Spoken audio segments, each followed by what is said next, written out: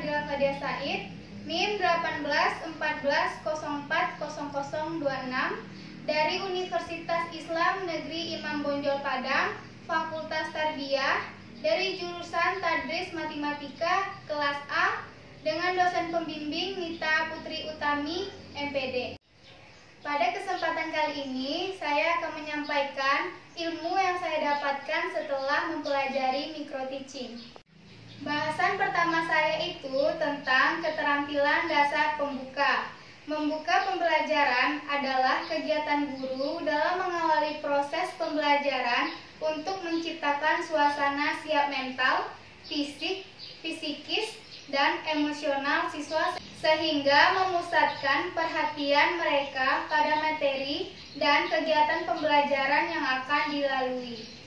Dalam mengawali proses pembelajaran yang sering dilakukan guru antara lain mengisi daftar hadir, menertibkan siswa dan menyuruh mereka untuk menyiapkan alat tulis dan buku pegangan. Kegiatan tersebut memang harus dilakukan oleh guru, namun belum dapat dikategorikan sebagai pembuka pelajaran karena belum tentu dapat mengajak siswa untuk memusatkan perhatiannya pada materi yang akan disajikan dan kegiatan pembelajaran yang akan dilakukan.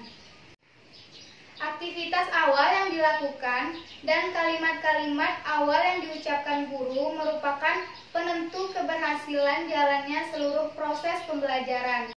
Ketercapaian tujuan pembelajaran tergantung pada strategi mengajar guru di awal pelajaran. Hal tersebut dapat saya lakukan dengan memfokuskan perhatian dan membangkitkan minat siswa. Beberapa cara yang dapat saya lakukan yaitu mengaitkan materi dengan berita terkini atau ayat yang terkait, menyampaikan cerita, menggunakan media, dan memvariasikan gaya mengajar. Selanjutnya, tentang inti pembelajaran dalam kategori keterampilan menjelaskan. Keterampilan menjelaskan dapat diartikan sebagai penyajian informasi sebagai lisan yang diorganisasi secara sistematis mengenai suatu benda, keadaan, fakta, dan data sesuai dengan waktu dan hukum-hukum yang berlaku. Terdapat beberapa prinsip yang harus saya perhatikan dalam memberikan suatu penjelasan, yaitu pertama, penjelasan dapat diberikan selama proses pembelajaran baik di awal, di akhir, di tengah, maupun di akhir pembelajaran. Yang kedua, penjelasan harus menarik perhatian siswa. Yang ketiga, penjelasan dapat diberikan untuk menjawab pertanyaan siswa atau materi yang sudah direncanakan. Yang keempat, materi yang dijelaskan harus sesuai dengan tujuan pembelajaran dan bermakna bagi siswa.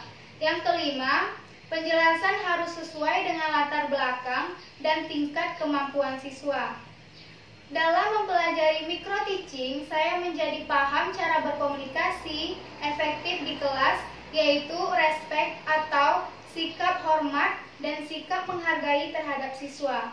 Empati untuk menempatkan diri pada kondisi yang dihadapi siswa, dapat didengar atau dimengerti dengan baik, kejelasan materi yang disampaikan bersikap rendah hati.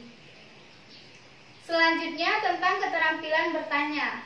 Pertanyaan guru pada siswa seringkali tidak dijawab sebab maksud pertanyaan tersebut kurang dapat dipahami oleh siswa dengan baik. Dalam hal ini, pemahaman guru terhadap komponen keterampilan bertanya merupakan faktor penting yang harus dimiliki. Keterampilan bertanya meliputi keterampilan bertanya dasar dan keterampilan bertanya lanjut. Keterampilan bertanya dasar mempunyai beberapa kemampuan dasar yang perlu diterapkan dalam mengajukan segala jenis pertanyaan. Selanjutnya, keterampilan mengadakan variasi.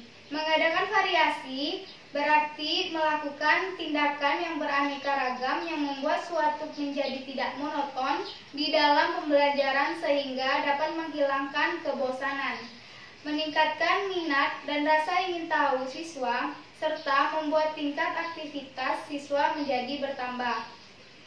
Cara yang dapat saya lakukan adalah variasi suara, pemusatan perhatian siswa, gerakan badan dan mimik, menggantikan posisi di dalam kelas, menggunakan media, dan berinteraksi dengan siswa. Selanjutnya, keterampilan memberi penguatan. Ini penting untuk sebagai guru. Penggunaan penguatan dalam kelas dapat mencapai atau mempunyai pengaruh sikap positif terhadap proses belajar siswa dan bertujuan untuk menumbuhkan rasa percaya diri, meningkatkan motivasi, minat, dan perhatian siswa terhadap pembelajaran, membangkitkan dan memelihara perilaku dan memelihara iklim belajar yang kondusif sehingga siswa dapat belajar secara optimal. Selanjutnya, keterampilan mengolah kelas. Yang pertama, guru mengatur tempat duduk sesuai dengan karakteristik peserta didik dan pelajaran serta aktivitas pembelajaran yang akan dilakukan.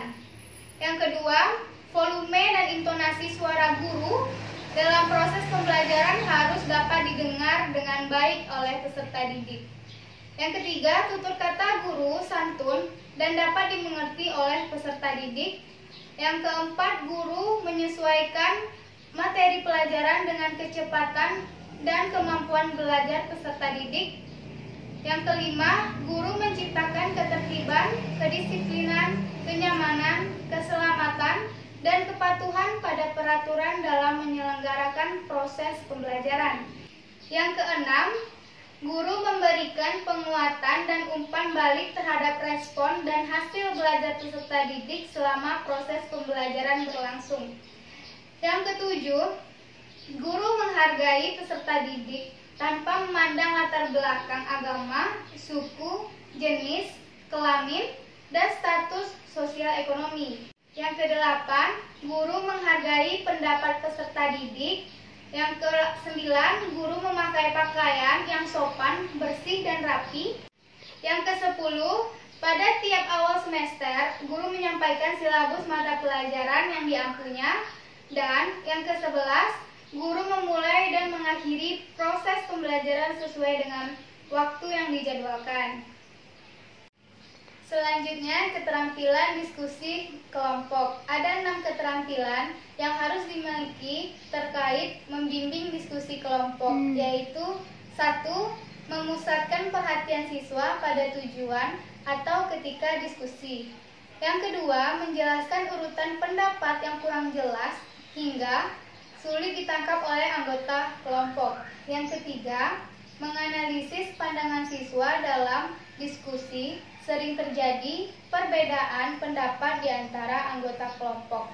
Yang keempat, meningkatkan urutan pikiran siswa. Yang kelima, menyebarkan kesempatan berpartisipasi setiap anggota kelompok. Yang terakhir, menutup diskusi.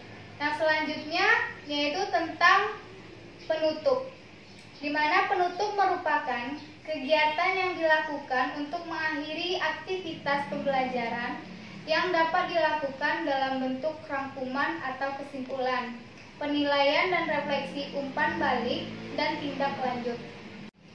Dalam kegiatan penutup, guru bersama-sama dengan peserta didik atau sendiri membuat rangkuman pelajaran. Yang kedua, melakukan penilaian atau refleksi terhadap kegiatan yang sudah dilakukan secara konsisten dan terprogram. Yang ketiga, memberi umpan balik terhadap proses dan hasil pembelajaran.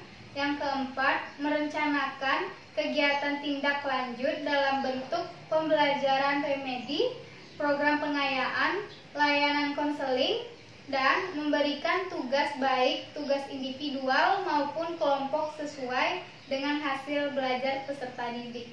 Yang terakhir, menyampaikan rencana pembelajaran pada pertemuan berikut. Selanjutnya, sikap yang harus dimiliki seorang guru.